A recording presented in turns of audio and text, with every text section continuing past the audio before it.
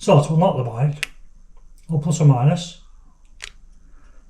you just go back one to this screen where it says 16, hold the power, press the power button, change that to 20, press the power button again. What's the menu? It'll now do 21 miles an hour. To reverse it, or plus or minus, again, go to the screen, press the power button, back to 16, and now it's full legal again. Now, my bike's preset to mile per hour, so we'll change the unit to kilometres. So now you go to that screen again, so it says 25 now, and it'll change to 32.